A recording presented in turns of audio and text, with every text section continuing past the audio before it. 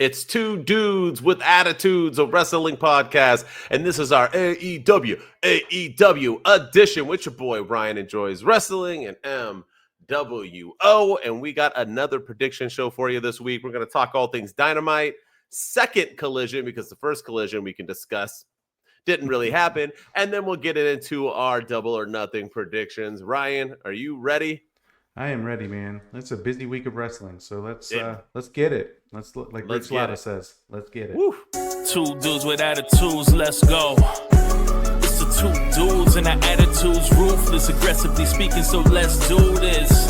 We're Ryan and Denton, they here to get your attention. A 5-star broadcast, shit, start to the ending. Whether it's the E or it's all E. The two dudes with the attitudes that bring the heat. Get the point, yeah, it's on, time to lock in. Listen to the podcast where they get it poppin'.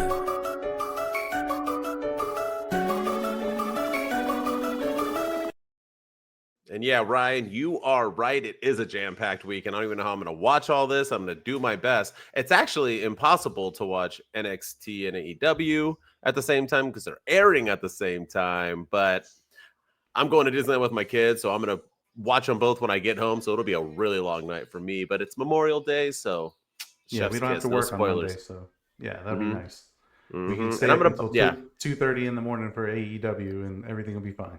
So, And I'm going to buy it too. I'm going to pay for it. Not going to illegally stream it or anything or try to find it on TikTok. Someone show I'm actually going to watch it. yeah, I'm gonna buy it. They too. need to get over that. I'm over it. I looked, I was like $50. All right, I guess. Yeah, I wanted to you've got save it for All In, but They're on Amazon now. Like you would think that Mm-hmm. they would be able to make it not $50 at least, like maybe $15-$20 at the Mhm. most. Mm-hmm. And then put it on Max too. Like I don't know, they got to get over this $50 a month thing. They do, and it's. I wish I had areas like UFCs. I don't have to pay for anymore because I can go to a Dave and Buster's, a bar, a Buffalo Wow. I can go anywhere to watch it. You know what I mean? But even movie theaters, AEW needs to do that too. Put it in a theater, AEW do they something used else. to I don't. they I they know. used to put them in right before the pandemic. They had them all in like Regal cinemas, and Those are that's yeah. it was fantastic, and that's something AEW needs to get back into doing, is doing movie theaters. It's part of the marketing and promotions I'm always ranting and raving about. Like Mm-hmm. if they did more of that, I guarantee you people would be more interested in AEW. Heck yeah, I love watching UFCs in the theater. It's the closest thing you get to watching it live. People are into it, they're cheering, the screen's huge. It's beautiful Yeah. stuff. Yeah. But with that said, let's get into Dynamite. And I watched Dynamite after it aired, and my TikTok and social media blew up with this being the greatest go home edition of a Dynamite ever. It opened up with the greatest promo ever. And although I do think this Dynamite was good, although I do think the promo had its moments, young kids out there, us oldies, we don't do, like we were just talking off before we got on about generational talent. Everything's generational. Everything's the best ever. Everything. I mean, we do that now with even basketball, right? Like, oh, Halliburton has hit a game winner. He's the next Reggie Miller. Like we are so in the moment nowadays in life. We need to stop at that, you young kids. Like things got to get there. Not everything is, the best ever. Yeah. So we got to stop with that narrative. I know people buy into it, and that's probably why I'm sitting under 10K followers, but still, let's stop. It's getting out of hand. But with that said, I'm going to let you open up with the promo, because we had one Will Ospreay and one Hangman Adam Page kind of spill their guts in a sense. What did you think? Let's hear it. So I completely agree that this promo was good. It was good. I wouldn't say it was anything to write home about. It wasn't the best promo I've ever heard. It was definitely not. It's not going to be promo of the year, that's for sure. Mm-mm. It's nothing better than anything MJF has ever done. It's not better than anything John Moxley has done in the past. I've definitely heard better promos. Mm-hmm. But with that being said, there were things that I did like about it. And number one, I think Hangman Adam Page got the best of Will Ospreay on the mic. I thought Hangman Page did way better than Will Ospreay. Will Ospreay was fumbling his words a lot. He said a lot of things that didn't make any sense. He was talking about, like, first of all, the beer thing was really weird. Like how he was getting is he Stone Cold Steve Austin? Is that his gimmick now? And then he's like, oh, I'm gonna drink a beer with you, bruv. But like Hangman Page was like looking at him like, what are you doing? Like that felt like unscripted or something, because Hangman Page Yeah. legitimately like confused. But also in the promo, he kept saying like, yesterday we were attacked. We were attacked yesterday. And like, it was like, well, that was last week. It wasn't yesterday, bruv. Like it was 2 weeks ago when you were attacked. And, well, you caught me with an elbow, bruv. And it was like, oh, yeah, but not yesterday. And then there was one part at the end of the promo, like as towards the end, when he was like, I've wrestled Jon Moxley twice and I've never beaten him, but you have, bruv. You have. And I want that guy at double or nothing. So you want the guy that's beaten Jon Moxley twice to come out and I guess beat you, so he can beat Jon Moxley at All In the near future. So yeah, like Will Ospreay was just all over the place with his promo. I appreciate the passion. I appreciate the way they that this opened the show compared to a 20-minute match, which normally opens Dynamite. But Hangman Page, man, I think everything he said was completely spot on, and the fact that he didn't really overact, he was just like taking everything in stride. He just kind of he looked like a badass out there. He didn't lose his cool. He didn't lose his temper. He didn't scream or yell. He just kind of stood there. And the best part about it was everything he said was straight facts. Like this, winning the Owen Hart Invitational is an accomplishment for Will Ospreay. It's something that he gets to do. But it's for Hangman Page, it's something that he has to do. He feels like he needs it more than Will Ospreay because of everything that he's been through over the last couple of years, and and I fully resonated with that. So I liked the promo. I think Hangman Page got the better of Will Ospreay, and I appreciate that they're giving us a reason to be invested in a match that is the finals of a tournament. Because normally when there's a tournament, it's I want to win the tournament. No, I want to win the tournament. Well, one of us is going to win the tournament. We'll see you on Sunday, and that's the story, and that's not much of a story. So I appreciate them getting me invested in that. But Hangman Page won this promo battle 100%. Well, anybody who doesn't think Hangman Page won is being disingenuous, just so you know. But with that said, here's the thing. Right? Let's start off with this promo, right? Number one, the beer thing was ridiculously weird, and as soon as that happened, I was like, this is the best promo. It already started off awful. I didn't get it. Also, who was the asshole who shook the beers up before they handed it to them? Because both of them went for sips and they blew up and was all over them. So I didn't understand that either. Like, come on, AEW, let's get like a normal beer in there so when they take a sip, it doesn't shake all over them. But that opening part was weird. I was like, wait, is he a recovering alcoholic? And Will Ospreay had to state that because the crowd like booed him. He's like, whoa, bruv, he drinks beer, bruv. And it's like, then why did you even do? Like, what are you doing? It was like weird. The way. Here's the thing. Okay, number one, let's talk about Will Ospreay. I did a thing today. We have to stop saying Will Ospreay is better than Seth Rollins. I get that Seth Rollins said WWE's were the best wrestle, and then 5 years later, now Will Ospreay, every single time he talks, he has to say AEW is the best wrestle. So now we're comparing those two. That's not fair to Will Ospreay. He doesn't deserve that kind of treatment because he's not better than him. So we need to stop that shit right now. I heard people saying that he was better at promos. Will Ospreay cutting a good promo is a bad Seth Rollins promo. Do you get what I mean? Like when he cuts a promo and people are like, holy shit, that was good. That's when Seth Rollins is his off game. And don't even get me started on anyone like CM Punk or anyone who are, or even in his own MJF. And I'll get into his own house as well. But every time he like speaks, and it's not a language barrier thing. He speaks freaking English. Just because we can't understand him because he has an accent, that's not an excuse. He just says things weird, like he delivered that beer thing incorrectly. And I think that's why Hangman Page was thrown off, because he was like, what the hell are you talking about? Like you said about the tomorrow and the elbow and the bruv. And I've now seen him cut 6 different promos recently about passion, and they're all the same thing. Bruv, I from England, bruv, and I travel, bruv, and I change in the airplane, bruv, because I go see my family, bruv, and I'm tired, bruv, and I don't sleep, bruv, but I give it my all, bruv. So everybody else in AEW is just like at their house chilling, and they take the Greyhound over to the arena, and their life is stress-free. Like, what the fuck does that, like, shut up with it. It doesn't even, and everyone's like, he cut such a passionate promo. About what? That was like one of he says the same shit over and over again. And then that comment that you said when he was like, I have never beat Jon Moxley, bruv. I've lost twice, bruv. But you you've beat him every time. And I was like, so now are you saying that he should win? Because he delivered it. And then he had to like kind of backtrack. And he's like, so that's why I have to beat you, bruv, because if I beat you, then I can beat him, right? Math plus what? That isn't how it works, Will Ospreay. No. It was everything was. I honestly liked none of that promo. And like I said, this is a promo that people said was like the best, and that's what you got.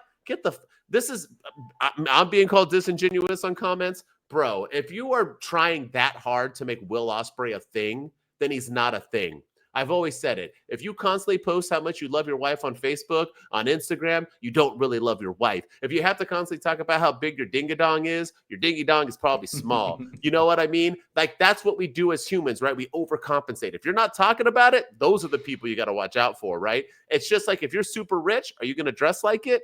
No, fam. It's a person in a beat-up white shirt and tore jeans who's worth $1 billion, right? Because you don't have to be about it, right? I work out all the time. Hey, did you know I work out all the time? Hey, I work out all the time. I can tell you what that person looks like right now, not like they work out all the time. You know who doesn't talk about working out all the time? MJF. So it's like, these are the things that, like, if we're really trying to hype MJ or Will Ospreay up that much and try to compliment him like these things are phenomenal all the time, they're not. Hangman Page, I'm not surprised, as one Nate Diaz would say. Hangman Page has always been phenomenal at promos, and he was so good at a promo that it straight ruined CM Punk's relationship with AEW. Remember that. You can talk about the brawl. No. It all started with the Hangman Page promo, because Hangman was so damn good, CM Punk did not like it. He was like, no, you took it way too far for me. Although CM Punk takes it personal. He was like, no, now I hate everybody. That ruined the relationship. Almost ruined AEW, because that's how good Hangman Page is.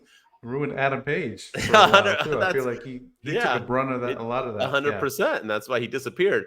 But nonetheless, I was telling you how I wasn't liking his compassion and his like babyish. I did like this. It was well done. I felt way more for Hangman Page than I ever did Will Ospreay. And the last thing I wanted to say was that right after their promo was done, Jon Moxley walked out, right?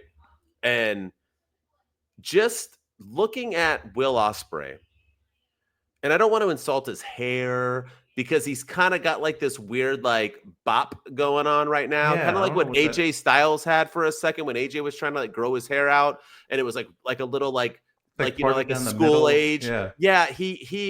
I'm sorry, I'm not judging people's appearance. I'll like a wrestler if they're big, fat, skinny, ugly, cute. I don't care. Like, but no matter what you are, you present yourself like. When I look at Will Ospreay in that ring, I don't see Hangman Page has a look, a vibe. He looks good. I'm like, all right, I can get, that's a character. Will Ospreay he just looked like some dude off this. And then we cut to Jon Moxley, and this dude is jacked in a tight shirt. He's growling. He's like marching in. He's like, I'm like, okay, now this is why do AEW fans want this man to take the belt for this man? And he just says that one line, and I'm like, that was better than everything Will Ospreay just said. And that's what did it not? It's just like there's levels, isn't it? Doesn't he say that there's levels to this, bruv? I'm a different level, or whatever it is. I'm on another level. I'm on another level. You're not.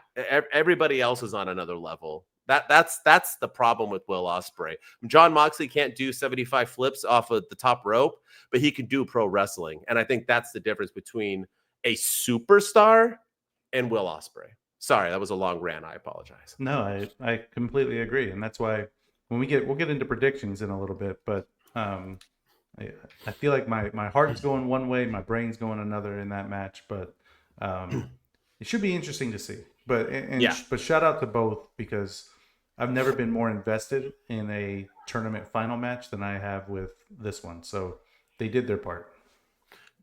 Perfectly said. And let's get into it right now, because there's another tournament one that I can give two rats about, and that is one Mercedes Moné versus Jamie Hayter. They had a promo. Do you want to start this one too, or do you want me to start? You want to start with it? They had a sit down.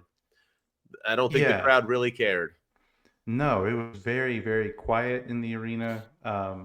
Well, speaking of silence, wait until we get to Collision. But man, you can talk about that now too, because I don't think we marked her down for a Collision. So her match, Mercedes Moné wrestled Reina Isis on like a a random match for the TBS Championship, an open challenge, even though they announced it on Dynamite. It's strange.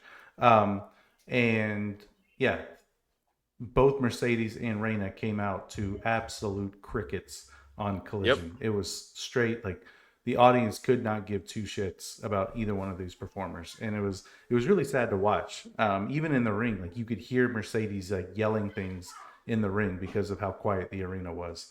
But going back to Dynamite, yeah, her and Jamie Hayter had a sit down promo with Renee Paquette, and they talked about their Owen Hart tournament final at Double or Nothing, and it was definitely not as intense as Hangman Page and Will Ospreay.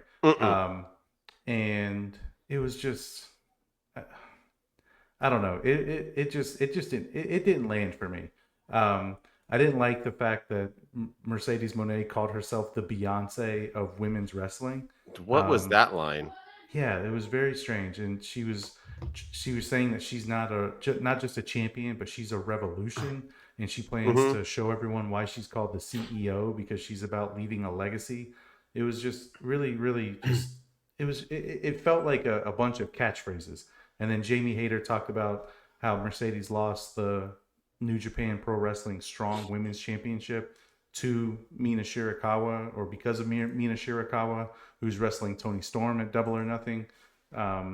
And she was like, well, you're going to lose everything, but she's not going to lose everything, because she'll still have the TBS Championship and all the other titles that she has if she loses this match. So she really won't lose anything if she loses this match. But for some reason that set Mercedes Moné over the edge, and she jumped her, and then Hayter turned things around, laid Mercedes Moné out, and that's when they brought out Toni Storm to kind of help save this segment. But the thing that I noticed the most was how quiet the crowd was up until Toni Storm came out. And either Toni Storm is super over, which she is, or Mercedes and Jamie Hayter are just not over at all and kind of duds when it comes to promos. Well, we got, no matter my feelings, in the world of AEW, Will Ospreay is that guy, and Hangman Page is that guy. So people are invested, right? Because half the crowd does want Hangman Page. Yeah, although I felt like it was more favored to Hangman. That I felt like his name was getting chanted a lot more than Will Ospreay's was. Shit. But cowboy shit and stuff. So they're just those are the top five guys, right? Two of the top five guys. Jamie Hayter and Mercedes Moné are not the two of the top five girls. And I mean, we can say Mercedes Moné is because they're making it, but not like over, or obviously, like you said, it's getting worse and worse. Her promos are getting worse. Like, what happened to her? And I understand.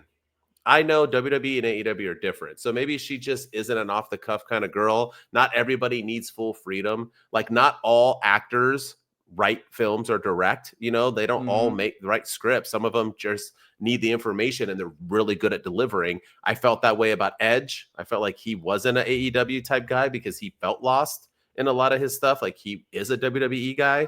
And I feel the same, like Jon Moxley isn't. Jon Moxley's great going off the cuff, and I feel like Mercedes Moné is one of those people. It just feels weird. But talking about stars, man, Jamie Hayter, I'm sorry.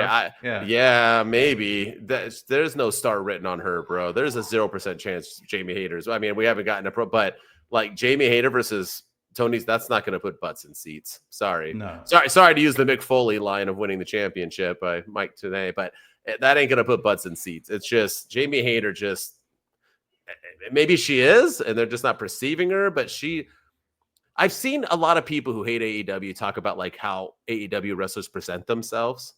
And I always thought like, that doesn't make any sense. But then I've started to focus on it, and I'm like, yeah, they all kind of look the same. They look like I talked about Jey Uso in our last podcast. Like, he came out like in a wife beater and was like all frumpy. I'm like, yeah, you don't look like I'm telling you, like Will Ospreay's hair, you have to look like in pro, you're on screen, man. Like, you have to look apart to be a pro wrestler. You don't have to be the butt. You just got to look it, right? Even if you're scrawny, like, look the part. It just, I don't know. Jamie Hayter, it just didn't. And Mercedes feels off. It just, I feel like this match is going to be a snooze fest. And the sad part is Mercedes is probably going to beat Toni Storm. So, yeah, which I mean, you got to get money back on your investment. But all right, let's go into some chaos. And that was one Anarchy in the Arena.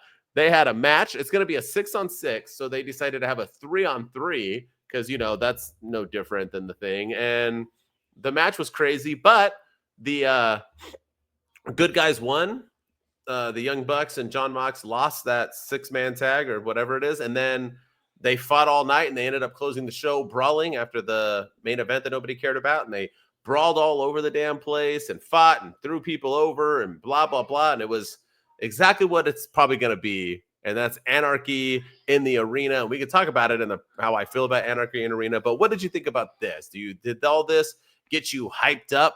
Did did you get pumped for this? Are you like, I felt like it didn't for me because I don't care about the anarchy, but I thought it was done well. I like that they had the match. I don't like that they took 3 of them and put them like that's basically everybody. It's half of them, and then but I do like the fact that they brawled at the end too, and they closed down the show. I do like that. Yeah, no, I agree. I don't care about this match at all at Double or Nothing because the titles. There's no title on the line. The World Championship's not being defended, and he's stuck in this match for whatever reason. But how they closed the show and how they made it feel important, I did like how they did it on Dynamite. I like that they closed the show with it. And the thing that I'm most confused about though is like who is in the Anarchy in the Arena match? Because is Willow in it? Is Marina Shafir in it? Is because Gabe Kidd, like he helped John Moxley win just last week on Dynamite in the steel cage against Samoa Joe. But he's nowhere to be seen this week. And where is, who's helping out Team Swerve Strickland? Like, it was just a very strange dynamic. And like, where was Shibata and all those guys? So, wait, they were all there? Were they? Yes. Remember Samoa Joe kicked John Moxley and it made all this weight because he missed. And John Moxley just like moved his face and everyone's like making fun of him. And I'm like, because wrestlers like, yeah, that's like, get over it. Like, I hate that shit, just so you know. Like, AEW is botch city. The problem with AEW is they're too fast. So sometimes you're gonna miss. That's better than hitting. Get over it. It's pro wrestling. But no, and then Shibata, remember, he kept like randomly. That's right. He came out out of nowhere. But, they on Swerve was out there. But I don't like that. It's just go ahead. It's just confusing that like Gabe Kidd's he's not in the Anarchy in the Arena match, but he's gonna be. It's no limit. So, there's no. I know. It's so weird. It's just strange. And then Tony Khan, not everything has to be called All-Star. Like that's his new thing. Like his new major announcement, or my $500,000 casino battle royal or whatever. Now it's the All-Star 6-man tag match. Like not everything is an All-Star. Like he's done this like 3 times in a row now. We got to stop at that too. But yeah, I don't understand why Gabe Kidd helped out last week, but according to the graphic that we showed during predictions, he's nowhere to be seen on it. So it makes me wonder, like, will he be involved in the match? Will he be added at the last minute? But I don't know. I feel like the booking for this is just all over the place. It is, and it's weird. Like my biggest thing with it is the girls, because at least the boys, there's 5 boys, they can like mix and match. So like this whole 45-minute all over the arena match, it's just gonna have Marina and Willow hitting each other. Like they can't. It's not like Willow all of a sudden is gonna go like working Wheeler Yuta's like rib cage. Like I don't. So we're just gonna have these 2 girls just like kind of off into the. And also I hate these type of matches because they wait for cameras. There was a couple of high angles where Claudio and somebody, I don't know, maybe it was Shibata, they were just like standing there, and then when the camera cut to them, it was like, okay, now I was waiting to do like my move or through like a table. Like they have to wait because they're like, camera's not on you. Okay, let me just like wait for it. I don't know. I'm not a big fan of this, but like I said, it did its part. I like that they got everyone involved. It obviously didn't work because you didn't even see everybody. So it was, but that's the perfect example. I don't like these matches because there's just too much. It's hard to like keep track. Yeah. It's hard to keep up with it. All right. Let's end on a high note, I think, but I'm feeling you're going to disagree. So I'm going to start with you because we should end on a positive. Our boy, MJF, joined the Hurt business and he is ready to hurt people. Last week we said it's either going to turn on him, which is a great thing because him and Bobby Lashley will be amazing, or he's going to stick around and they're going to follow through on the Triple H stole the bloodline gimmick from us, and we're going to have our Sami Zayn and run with it. And I think that's a good thing too. he joined. They went that route. He signed. He got the hat, which I'm already going to order. It's Memorial Day weekend. They got 25% off, and I want that Hurt Business hat because it is dope. We still got to get the thumbs up shirts too. Thumbs up, thumbs down. Yeah, that's right. They have those are on there too. That thumbs up one lasted. But yeah, so let's hear it. What was your take on this whole little thing? I didn't mind this segment so much. I just felt like it dragged on a little too long. You know, like MJF was talking down about Albuquerque, and then MVP was talking down about Albuquerque, and then MJF was talking down about Albuquerque, and then MVP was talking down.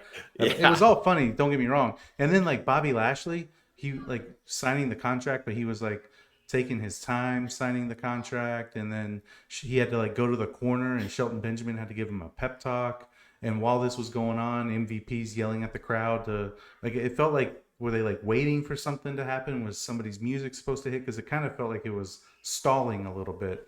Maybe the Sons of Texas, when they came out, Dustin Rhodes and Sammy Guevara, maybe they came out a little too late. I don't know, but it kind of felt like they were stalling for time.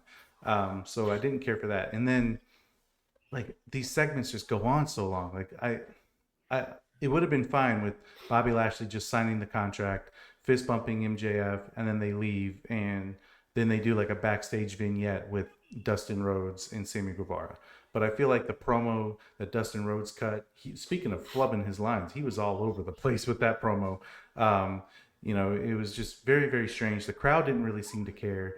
It felt like he's supposed to be the baby face, but it felt like people were excited about this story with MJF joining the Hurt Business and the Hurt Syndicate rather, and he kind of came out as the grandpa, putting a damper on everything and telling, you know, like MVP's supposed to be a heel, and so Dustin Rhodes is supposed to be a baby face, and when you come out, you come out and you tell the heel, I have all the respect in the world for you, MVP.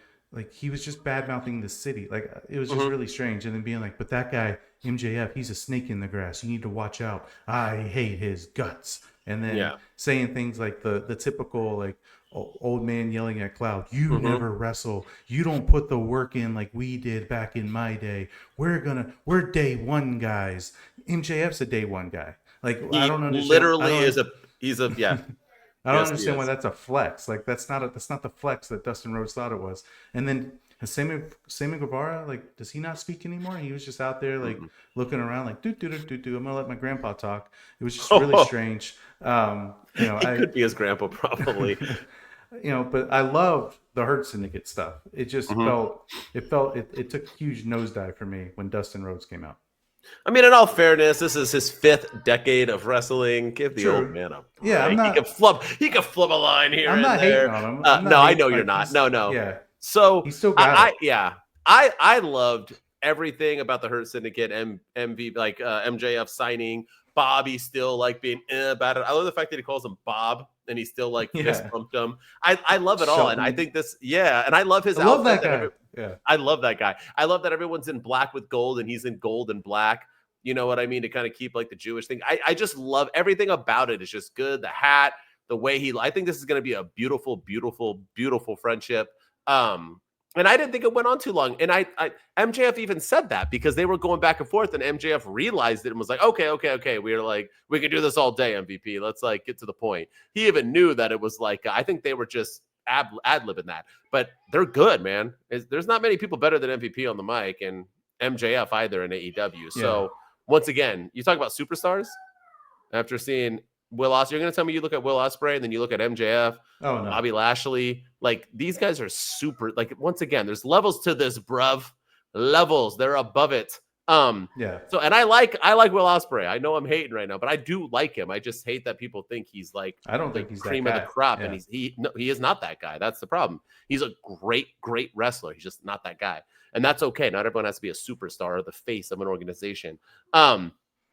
But you are right. You had your biggest star join your biggest faction and something that's being built up for 2 months beautifully. And when they do it, they get cut off by the ROH tag team champions. Like that just kind of deflated the balloon. And that's the second week in a row everything. they've done that too. Yeah, it's supposed to and be the it was biggest spot of the year of the show. And second week and in no a row. one, And I get the wrestling, but why have them? It was bad people to pick too if you were going to go with this. It just didn't feel right. They're gonna get mopped. I know we're doing predictions soon, but that didn't work for me, brother. I didn't like it. And I think that's what hurt the segment was the ends. Yeah, I agree. I love, like, again, if they had just ended it with Bobby Lashley signing the contract and MJF jumping in his arms again, and he's officially a member now. That would have been funny. Yeah, saying something like, "Okay, now we've got to prepare for Dustin," and like he starts becoming his coach or something. Like, we got to prepare for Dustin and Sammy on Sunday. Like, okay, here's the strategy, and then they go to the locker room to discuss. Like, I would have been fine with that. And then backstage, they do a segment with Dustin Rhodes and Sammy Guevara to tease the match on Sunday. Like, I would have been fine with that. But yeah, Dustin Rhodes kind of came out and deflated it. He did 2 weeks in a row. Yeah. And I like Dustin and Gold Dust and whatever. But all right, that was Dynamite. It was still a good episode of Dynamite. Like I said, I know not everything's perfect, but it was still good.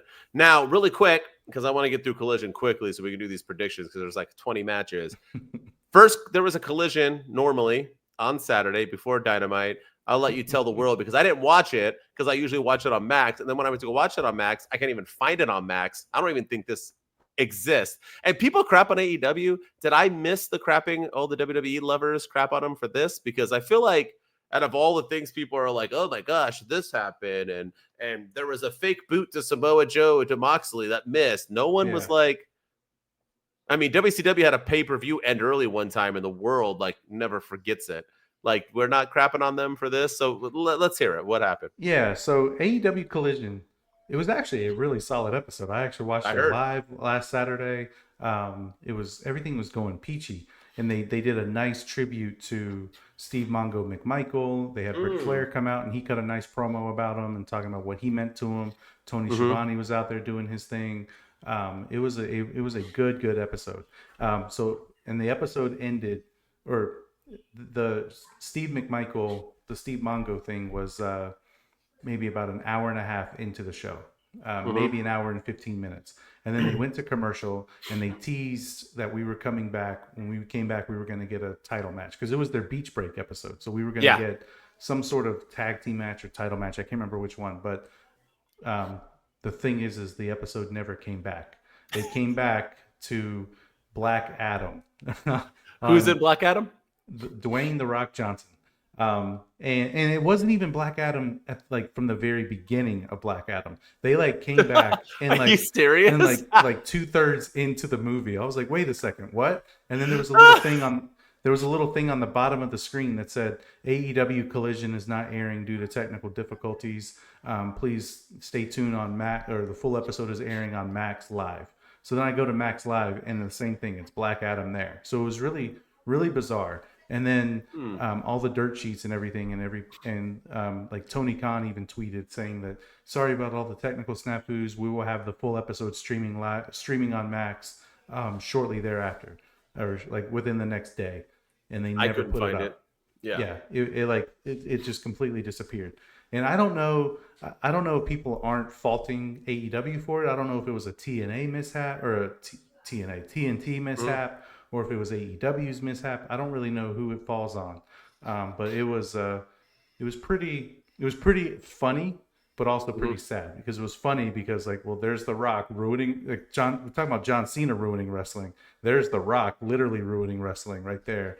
Hollywood actor coming in ruining We're the Best Wrestle by making a movie that he got fired from, by the way. So just completely killing AEW, and then but also sad because, I feel like only this would happen to AEW. It wouldn't happen. This I guarantee you, this mistake would not have happened during the middle of an NBA playoff game. We just watched the Knicks and the Pacers game on TNT. You think they would have ended that? They would have had technical difficulties going into the fourth quarter? No, they would have figured it out. Or they would have put it on NBA TV, or they would have found another way to get the game out there. So I don't know. I feel like AEW should get some blame, but I don't really know what happened, to be honest with you. But it was just pretty sad to see. I wasn't even talking about blame. I was just saying that WWE lovers hate on AEW for nothing. Oh, yeah. And sure. AEW haters hate on WWE for nothing. So I thought this would be a perfect thing, and I didn't see it anywhere. The irony of the funniest part is that everyone is mad that The Rock is ruining the WWE now and the John Cena stuff and the Soul, and now he's ruining AEW. Like, whoever pressed play on it, they didn't is it a record? Did they drop it on the wrong? Is it a VHS? Did when he put it into the VHS player? Was it in the? He's like, be quiet, rewind. Darn it, whatever. Just go with it. Like who did he say? Did he say Adam Cole is next or Black Adam? I don't know. I can't remember. What did Tony Schiavone say? Damn it! I wish I was paying attention. Black Adam, baby. Let's start this. But with that said, you said it was a good collision. Well, they followed that garbage up or that stuff up with a garbage collision because this collision on Thursday was atrocious, but it had a pretty decent promo. We had bad guy FTR and Daniel Garcia and Nigel McGuinness open up with a promo, hyping up their match for Double or Nothing. What say you? What did you think about this promo from Evil FTR and Daniel Garcia? Who's another? Yeah, it was fine. I feel like FTR is doing a really good job of getting heel heat. This heel turn has worked beautifully for them. And for whatever reason, people are just, they're grasping to it and they're booing them. They're doing everything they're supposed to be doing. And I think putting them with Stokely Hathaway was a genius idea because that seems to be really working well for them. But as far as everything else, like Daniel Garcia, I've said how I feel about him before. I don't know. I feel like he just doesn't do it for me. And then Nigel McGuinness, you have to, like, he's another one, like kind of like Will Ospreay, right? Like, you have to promise me after this match, you'll never speak of me or Tony Schiavone ever again. You'll never touch me or Tony Schiavone ever again. It was just very, very strange. And it's kind of funny too. Like, I got flashbacks of Gunther and Pat McAfee with Nigel McGuinness and FTR. It's like, why was Pat McAfee going after Gunther? Because Gunther put his hands on Michael Cole. Why is Nigel McGuinness going at FTR? Because they put their hands on Tony Schiavone. Now I think AEW may have done it first, but this is like the payoff from it. I'm not saying they're copying WWE or anything, but that's just kind of the vibe I got. So I like what they're doing with FTR. This match I could take or leave, and this promo I could take or leave. Yeah, the funniest part about that thing too is that he's like, "I'll sign it if you promise if we win to leave us alone." And then it was like, and then he like ended it with like, "But I'm not afraid of you, and I'm gonna whoop your." Well, if you're not afraid, then why do you leave you? Why don't you just say leave Tony Schiavone alone? Why me until you're about to wrestle them? Nonetheless, I thought it was good build. I thought it was good hype. It got people interested in it, and it just shows how damn good FTR are at being heels, man. Some people, man, being a heel is easy compared to being a babyface, and I think FTR is delivering it perfectly. Like you said, with Stokely, it's working really, really well, even though they don't need a mouthpiece. I do enjoy it. I'm excited. I'm excited to see FTR. The thing is, though, the two biggest tag teams right now are FTR and Hurt Syndicate, and they're both heels. So I don't know what we're doing there, or maybe Hurt Syndicate looking baby faces. I don't know, but nonetheless, I did like it. I thought it was a good open, especially for Collision. And it was also the only thing of the night. Yeah. This was the only thing of the night that hyped up, really, because the rest of them was just random matches. We put current wrestler who's on Double or Nothing insert against random. I mean, like we were saying, freaking homeboy, the Macho Man was on it. You know what I mean? Like we just had, why did I forget his name? But that's because he hasn't been on it in a while. The fake Macho Man. Everybody, like we were just adding in people to just wrestle people who were going to be on Double or Nothing, and just didn't hit right with me. I wasn't really a big fan. And like you said, we had the Don Callis family, Paragon, and the Don Callis family all wrestle in matches separately, back to back to back. Yeah, unnecessary. So this isn't even like a great match. Yeah, they open the show with Tony Schiavone announcing Adam Cole's coming out. So he does commentary the rest of the show. Then we'll get into that. Yeah. Then they did contract signing for FTR. And then they did a bunch of backstage stuff. Like Tony Storm had a vignette. And then they had a trios match with Takeshita and the Don Callis family against the Outrunners and Bandito. And then random pairings. Then they had Mercedes Moné versus Reina Isis, which we've already talked about. No one cared about. Random pairing. And then they came back to Jay Lethal versus Kyle Fletcher. Thank you. That's the fake Macho Man. Thank you.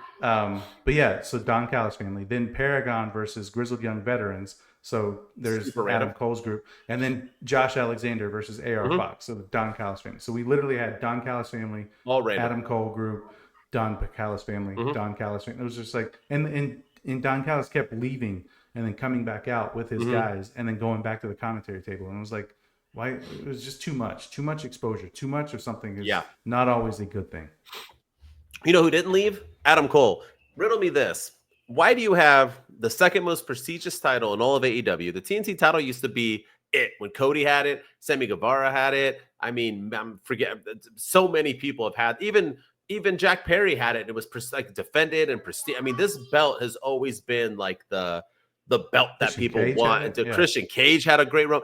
And what are we doing with it now? We have Adam Cole having it, who Adam Cole is easily a top 5 superstar in AEW. They're just not using him that way. And now we finally got a championship and he's doing commentary every week on Collision. Why is he doing it? Is he retiring? Is he practicing his craft? Like what the heck are we doing here? I'm so confused on the point of Adam Cole. Does he not have it anymore? Because I feel like he got in the best shape of his life. I don't understand. Like I believe in Adam Cole. I don't understand what he's doing here. I don't get it either, and it's sad to see. And the fact that he's in a trios match too at Double or Nothing, a completely random match that has nothing to do with the TNT Championship, just blows my mind. And it all happened because Adam Cole. Somebody said something to Adam Cole on commentary while he was on commentary. Kyle Fletcher said something, and that set up the match. Or they beat up Jay Lethal after the match, and that's what set them off and caused the match to start. So that's not good booking, in my opinion, but. I don't understand how hard it is to book the TNT Championship appropriately. Like, because Daniel Garcia had a lackluster run with it, and then Adam Cole's had a lackluster run with it so far. You know, the last good TNT champion, I feel like, was Christian Cage. Perry. And maybe. Oh, yeah, Christian Cage was after Jack Perry. Yeah, you're right. You're right.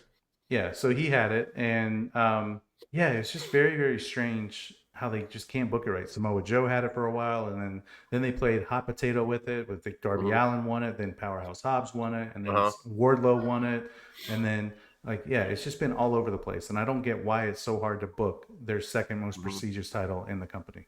But I don't know. I don't get it. I think some people, when they think of AEW, who are true fans, think of that title more so than the World Heavyweight Championship. It's just it's had the best matches. It's had the, you know what I mean? And now it's just kind of a thing. It's sad. And now this is something that AEW has failed to capitalize on too, because the world title is pretty much obsolete because Jon Moxley's not bringing it out. So this is your opportunity to shine with the TNT title or with the other titles as well. And I feel like they're just like, oh yeah, well, I guess nobody cares about the world title. We don't really care about the TNT title, and you know, the international title. We're going to have a random pairing, and it's sad to see the state of titles right now in AEW. Yeah, I agree. Well, with that said, I'm sad that one Collision episode got ended early, and I never got to see it because you said it was a hot one. It was good. Yeah. Dynamite was good. Yeah. I felt like this Collision was just put together last second. Like, we don't have it on Saturday, so let's just put it together. But with that said, we have a Double or Nothing coming up, and I have a question for you before you hit the prediction. We give you time to look up the song. But was NXT put on Sunday on purpose? B, is NXT being on Sunday going to hurt the buys of Double or Nothing? Because NXT has been beating it every week on TV, and I know it's because people watch it on Max, although it's literally doing like the same around the same ballpark at all. I don't believe that, but I'm not trying to be I'm just asking honestly, like, was it planned and is it going to win? Is it going to work? I don't know. I feel like yes, it was. I feel like it was planned on purpose. I feel like because WWE does this stuff, like they know Double or Nothing is usually during Memorial Day weekend. They like that's how it's always been, and All Out is during Labor Day weekend, and like, that's just the way it's been since AEW was started. So conveniently, so I think a year out, you know, when they're planning these events, I think they're like, hey, what's going on Memorial Day weekend? Let's put a PLE on that weekend. And it just so happens to be NXT Battleground. So yeah, I think they completely did it on purpose with Saturday night's main event the night before to take some of the luster away from AEW. And I do think it's going to hurt because you got to pay $50 to see Double or Nothing, and you can turn on Peacock to watch. You're already paying for it. Yeah, so I think that's going to hurt them a little bit, but I have no doubt that Double or Nothing is going to be a great show. super petty at WWE, man. Like it's crazy to think that they don't consider them competition, but they keep doing these things. So they keep, I think they have a show now on Memorial Day weekend or Labor Day weekend rather, with the same weekend as All Out. They're doing something in Mexico at the same time that AEW is going to Mexico. They're doing another Grand Slam event like the week after, or the week after WWE is going to Mexico. It's really crazy right now. It is. But with that said, it's prediction time. Yes, sir. Let me get this set up. Let's go here and hit the button. It's prediction time. Before it ever happens, it's a prediction. Lean in close, take notes, listen. Cause they about to point it out quickly. All the things that you didn't see is getting called like plays at the line of scrimmage. You can take it to the bank, the dudes ain't tripping. They've been seeing what's coming for a good minute. It's prediction time, yeah, let's get it.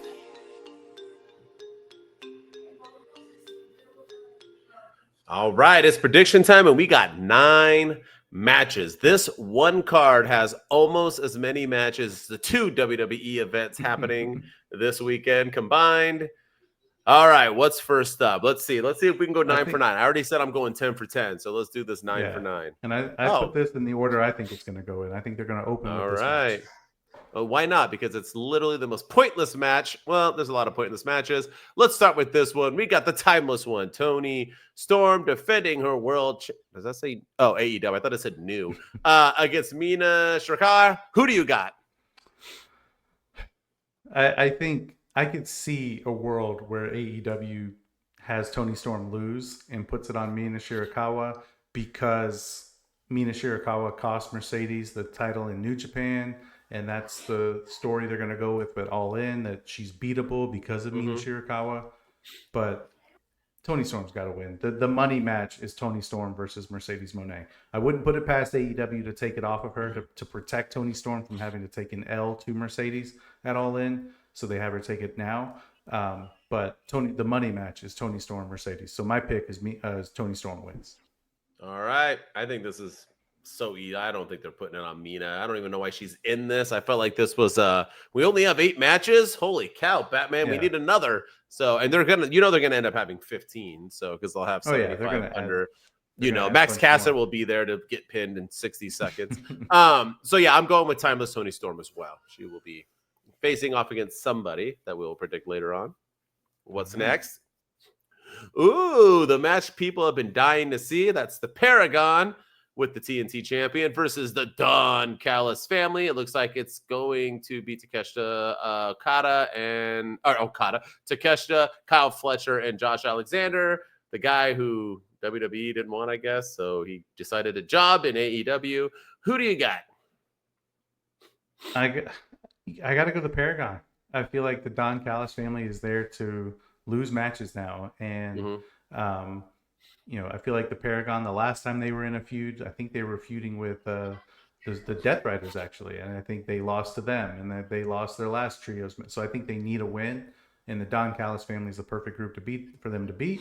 And I think it will help solidify Adam Cole's reign as TNT champion. Maybe this starts with something with him and Takeshita, or him and Kyle Fletcher, which I think could be a good feud. So Paragon's going to get the win here. I mean, there's the one thing you do when you join the Don Callis family, and that's lose, my friend. Takeshita was a champion. What is he now? Kyle Fletcher beat Will Ospreay. I was told he was a generational talent. All he does is lose now. And then you had the biggest, probably TNA men's star in the past few years, him and Moose. And what does he do when he comes to AEW? Nothing but lose. He actually lost his first freaking match. I think he lost his first couple. Nonetheless, the team with the awful name Paragon will get the win. Probably lead to some kind of, I don't know. Isn't he supposed to wrestle Sammy Guevara? I don't know what's happening. All right. That's what I thought. Yeah. Yeah. Oh, the match nobody wanted and the stipulation nobody asked for. That is Mark No Teeth Briscoe versus I'm Overrated Ricochet in a stretcher match. Usually a stretcher match is like, we wrestled once, we wrestled twice. Now it's time to end this. We got to brutalize each other. Or used to be tag team partners, and now they are no more. So I need to lay you out because you turned your back on me. No, these two guys I don't even think talked other than 2 weeks ago, maybe, and now they're in a stretcher match. Whatever, I don't know. Who do you got, and why do you care? Oh my gosh, Mark Briscoe, man, like he's like Bless the his human heart. version of the Tasmanian devil. Like that's the noises that he makes when he's in the ring and he's going like this past week on Dynamite when he was beating up Ricochet, he sounded exactly like Tasmanian devil. But I feel like Ricochet is going to get the win. He needs a win. He's been losing all the matches he's been in recently to Swerve, and he lost in the Owen Invitational, and he's lost all these other matches. I think he's due for a win, and Mark Briscoe's the perfect guy to give it to him. So Ricochet's going to get the win here. I mean, if we're being honest, a man whose only win in the past while was barely defeating a one-legged man, you would think he should lose this match. But I'm going to go with Ricochet. Mark Briscoe, I didn't even know he still wrestled in AEW. So, I don't see the point of him winning. So, we'll make Mark Briscoe. Yeah, poor guy. I can't believe this match is happening on a pay-per-view. But that's literally a main event of Collision. All right, we got Okada, who I cannot believe is still a Continental Champion. This guy literally only says bitch, and then that's really it. I didn't even know he was still the champ. I guess I'm missing things. Against Speedball, Mike Bailey. Who do you got? It's going like these matches. These are like everyone crapped on the last WWE pay-per-view, like calling it like a SmackDown.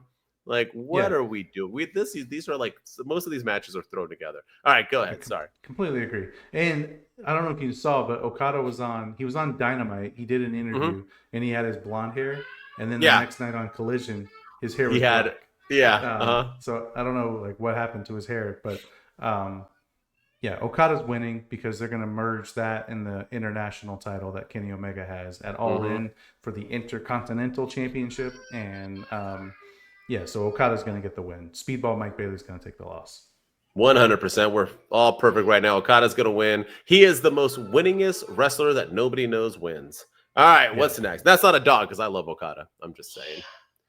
All right, here it is. We hurt people. The Hurt Syndicate with the brand new member of MJF are going to see if they're able to beat the dynamic duo of 75-year-old Dustin Rhodes and Sammy. I get suspended. Guevara, the Sons of Texas.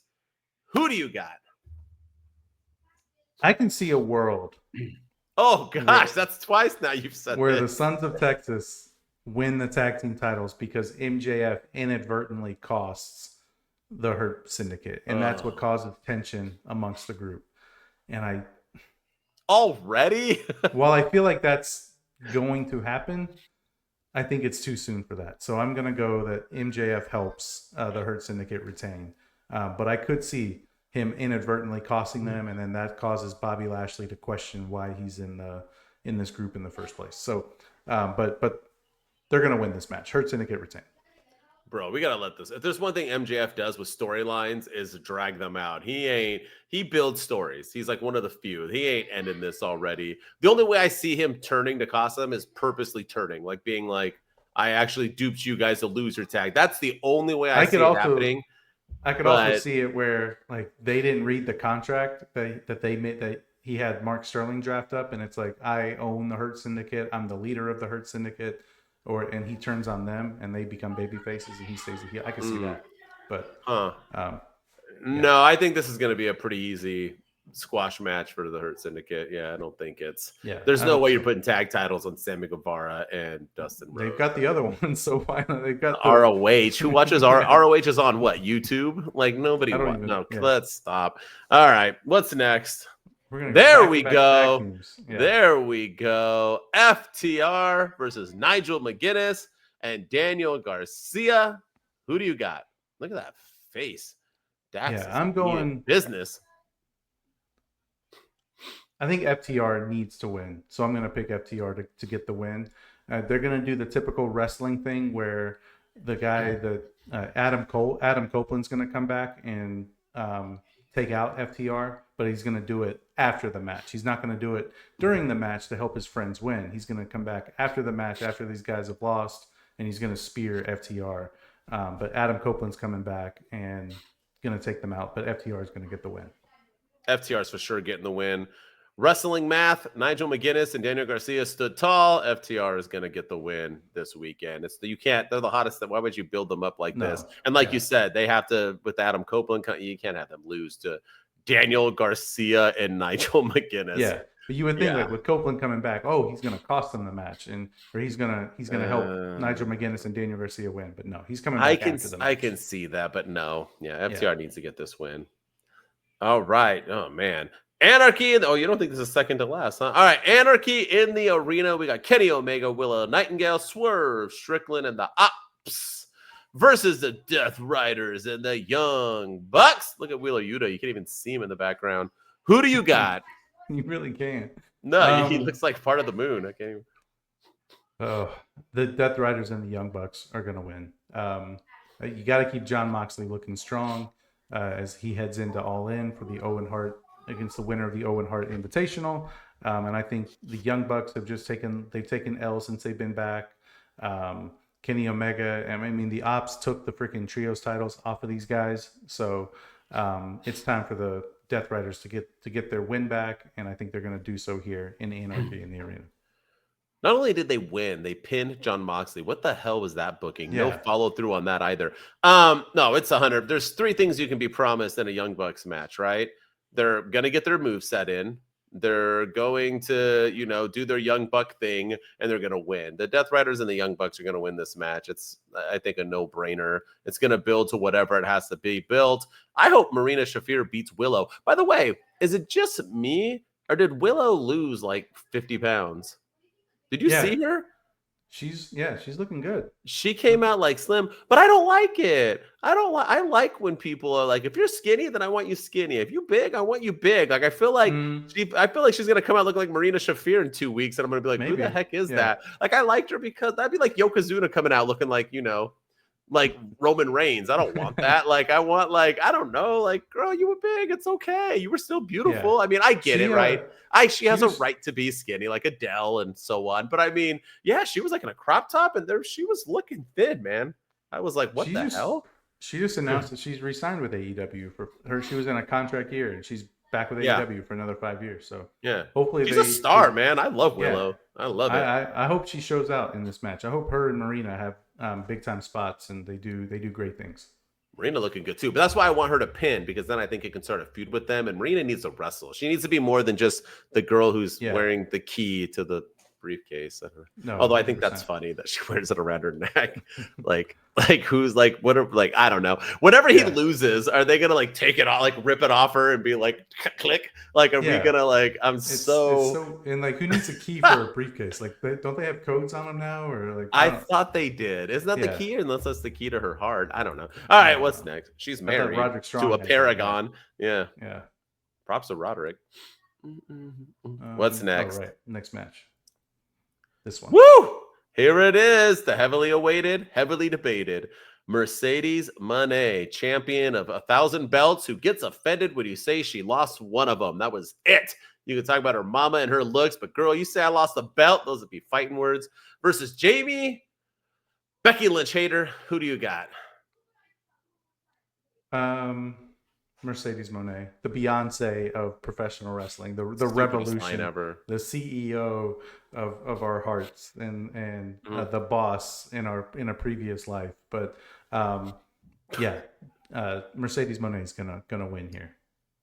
By the way, I know that Beyonce hasn't been brought up in it yet, but there has been insinuations that she has been to all those Diddy parties, and I would just really thought it was weird timing to call yourself the Beyonce. I feel like that's one that'll come back in a couple months that bite you in the butt, especially because she's like hated by everyone right now because she's like trying to ruin country. I don't know. I've never liked Beyonce, but neither way, Mercedes Moné wins. Easy match. Yeah. Let's move it on. What do we got next? And the main event. This is it. That was quick. All right. It's the hardest one to predict. Will Ospreay, bruv. Versus I'm always grumpy, but now I'm happy. Hangman, Adam Page. That picture. He goes so angry that he cross-eyes himself every single time. He's like, brr. Like so, he has like, I'm so mad I have to cross-eyed. Yeah, now, I love.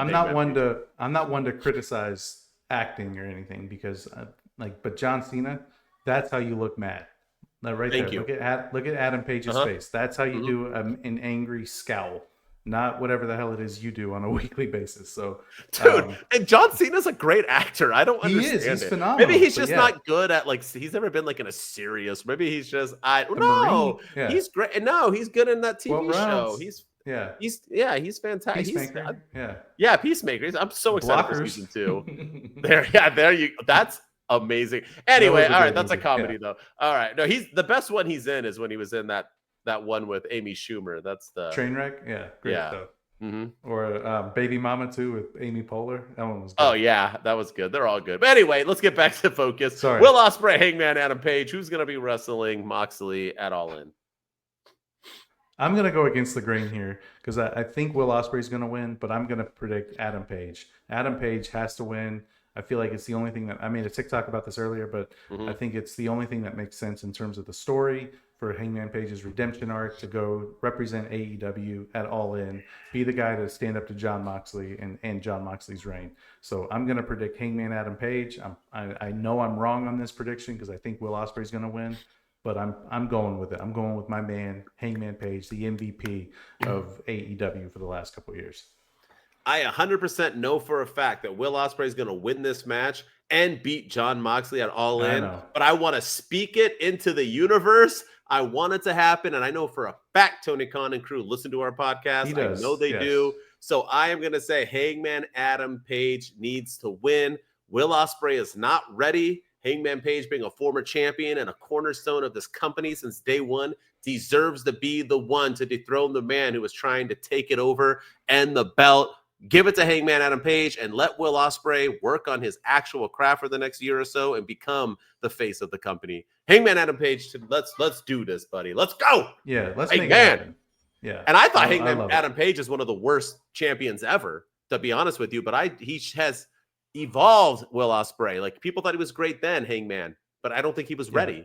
People, you got to get there. That's what I'm saying. I'm not a Will Ospreay hater. I'm just saying, like, you being the face is not that easy. Trust me. No, for sure. Believe you me. So and let's go, Page, Hangman. He deserves it. He deserves it. Does. After everything he's carried this company for the last year, 2 years, he deserves to have a world title match and a world title run for sure. I pretty much thought it was confirmed when they said they're going to main event. Like, you want to end on a shocker, right? I mean, that's what, but maybe not. I don't know. All right. That was our predictions. I'm hoping to go 19 for 19.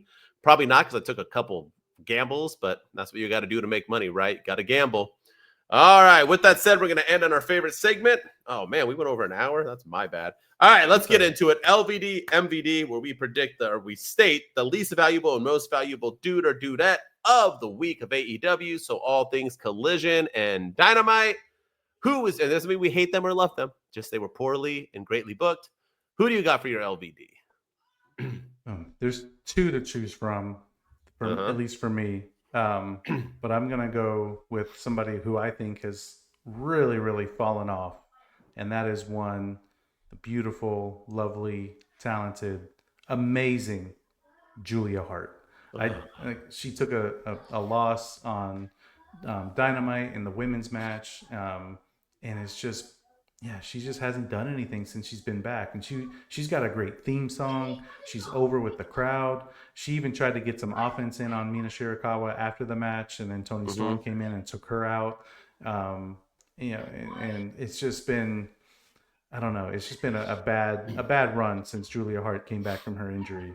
I feel like she was a star just like a year and a half ago. She was the face of the women's division. She was probably the best thing that they had. She was probably a rising star in AEW. And ever since she came back from that injury that she's had, it's just been L after L after L after L. And this week was no different. So unfortunately, it's Julia Hart, and hopefully she can turn things around and get another crack at the TBS championship or even the women's title, because she is money. She is money. As soon as Malachi Black disappeared and everyone said he was leaving AEW, and they did a promo after Julia Hart took an L, and they cut a promo saying they were here for business. They're gonna we literally said on this podcast they are doomed, and they have been none of them. They are disbanded. They are no longer. It just, once again, it just breaks my heart, because as soon as they said she was wrestling Mina, I was like, what I was like, damn it. I think she's the best TBS champion ever. That's just my opinion. By think far. so. I don't even think it's close. I think she was better than Jade, and obviously she's way better than Mercedes Moné. But yeah, that's a good pick. I'm gonna go with somebody else. Maybe you didn't think. Maybe they weren't one of your two. Maybe they weren't one of your two. But mine is somebody who was doing better than his former tag team partner, but was booked very. Anthony Bowens. Yeah, This man has been nothing but hyped the F up. And what do? They give him Ricochet, a guy who hasn't even won. I guess there was 2 wins. And he wrestled Ricochet, correct? And he wrestled Ricochet and got beat. He got beat by Ricochet. Straight up. Guy who could barely beat a one-legged man beats a brand new, like, what are we doing here? Why? This is not how you build and stars. And they were doing the thing with the scissors. They were hyped. Yes, they were hyped. Oh, and he lost by, at least he finally used the scissors correctly. But nonetheless, like, I was like, oh my gosh, what the hell are we doing? So I love Anthony Bowens. I love Max Caster. I don't know why they shit in Tony Khan's coffee, but Jesus, the things you're doing to the greatest tag team in the history of AEW, and you separate them and just do this to them. Yikes, man. Yikes. Yeah, Anthony Bowens was the other one. He was on my list, the one of the two. You know, and yeah, the fact that you even put him in this position to wrestle Ricochet, like Ricochet, I'm not mad that Ricochet won. It's just he shouldn't have been wrestling Anthony Bowens because Ricochet needed to win if he's going to have a match at the pay-per-view. So that makes sense to make him look strong. But putting him against Anthony Bowens, who's trying to come up and rise up the singles ranks, and he's been the 5-tool player, as they call him, and the pride of pro wrestling, and he just takes an L, his first L as a singles competitor to Ricochet. Yeah. It was just very, very, very disappointing for sure. Yeah, I agree. All right, and on a positive, who's your MVD of the week? It is none other than my man Hangman Adam Page yet again. That his promo. I mean, the fact that like Will Ospreay was like getting red faced and like he was getting passionate, and Hangman Page is just sitting there taking it, and then and then Will Ospreay like chugs the beer and like pours half of it on his shirt, and then Hangman Page just looks at it and just all these little simple mannerisms, and then puts it down and just stares at him. It was just great stuff. Like I said before, I feel like he carried that promo. I feel like he got the best of Will Ospreay in that promo, and that promo was it was good. It could have been great if Will Ospreay had done his thing, but I think Hangman Page is what made it good, and it's probably one of the better promos I've heard from Hangman Page in quite a while. So I'm gonna say Hangman Page is my MVD of this week, and shout out to them for getting me invested in this match, because usually, like I said before, whenever there's a tournament, the story is I want to win the tournament. No, I want to win the tournament. Well, good luck in the tournament, and I'll see you on Sunday. Like, that's usually the story, and that's not much of one. But that's how WWE does it. That's how AEW does it. That's just how it's always been. So these guys, both of them, gave me a reason to care, but I feel like Hangman Page got the best of that situation, and Hangman Page is my MVD. Great pick, my man. I knew you were going to pick him, so I didn't. I'm going with someone else, and that is one MJF. I thought he was hilarious in the locker room where he was like looking at the girl and you were like, here he goes again. He's going to be preferred. And he was like, get out. And then he like shook the other lawyer's hand and was like, hey, do you have any hand sanitizer? He was just so perfectly done. The whole like, see you later, Bob. And I love that guy, to Shelton Benjamin. And even in the ring when he was hyped up and excited and just everything he was saying, he is just, he might do it better than Sami Zayn. And Sami Zayn is an alt. I feel like I'm sinning by even saying that, because Sami Zayn made the damn bloodline. But I'm saying there's a chance, right? I'm not going to say it's generational. This is better than, because it's happening right now. No. But I think it has a chance if they do it right. And I think that's what they're trying to do, because MVP has claimed through and through that Triple H stole that idea from them and gave it to Roman and used it that way. So I don't know. I liked it a lot. And yeah, MJF, you're my MVP. No pun intended. Yes, sir. I forgot. That's a good idea. Yeah. But no, yeah, that's a solid pick. MJF did kill it this week. And I feel like MJF right now he's kind of like the LeBron James or the Jokic right now of AEW. Like, he could win the MVP every single year. So, or every single week rather, because of the segments that he's in. So that's why I try to give it to different people. But MJF killed it as usual. Yeah, he did. All right, we did it. That's our AEW week. We're getting consistent now. That's consecutive weeks, brother. That's consecutive weeks. Yes, sir. Thank you for tuning in. As always, continue to tune in. Next week, we're going to have jam-packed shows on both of them. So if you do watch our WWE edition, it is already up. Go check it out. But we are going to talk all the results of Saturday Night's Main Event and Battleground. And then on AEW, we're going to talk all the results of Double or Nothing. It should be exciting when we do our infamous and famous 2 thumbs with attitudes, where we give a thumbs up or thumbs down. As always, subscribe, like, comment, freaking follow, help us out. We know you like it because you're watching and you're enjoying, you're giving it the time. So start helping us out to get to other people seeing us and knowing us. And as always, if you just want to listen to me talk, I threw out some controversial stuff tonight. I'm at my_wrestling_ I am disingenuous _opinion on all social media if you want to hear my disingenuous comments. And with me, as always, as the man who is never disingenuous. That's right. Mr. Ryan Enjoys Wrestling. Go follow me on all the social media platforms. Go follow us on X at 2DudesPC. We're on YouTube at 2 Dudes with Attitudes. Go subscribe over there. Help us out, like you were saying. Help us grow, because we're getting views now. We're getting likes. We just need some comments and we need some subscribers. So keep on keeping on with that. And then follow us on TikTok at 2 Dudes with Attitudes. And we're on Instagram now at 2 Dudes with Attitudes podcast. So everywhere you get your podcasts or anywhere on social media, we're there. And then go listen to us on Apple and Spotify. Appreciate all the love and support. Go leave us a 5-star rating and review, and tell everybody about your favorite 2 dudes on the internet. 2 Dudes Wolfpack. We out. 2 dudes with attitudes, let's go.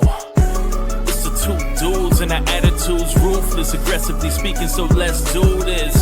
We're Ryan and Denton, they here to get your attention. A 5-star broadcast shit, start to the ending. Whether it's the E or it's all E, the 2 dudes with the attitudes that bring the heat. Get the point.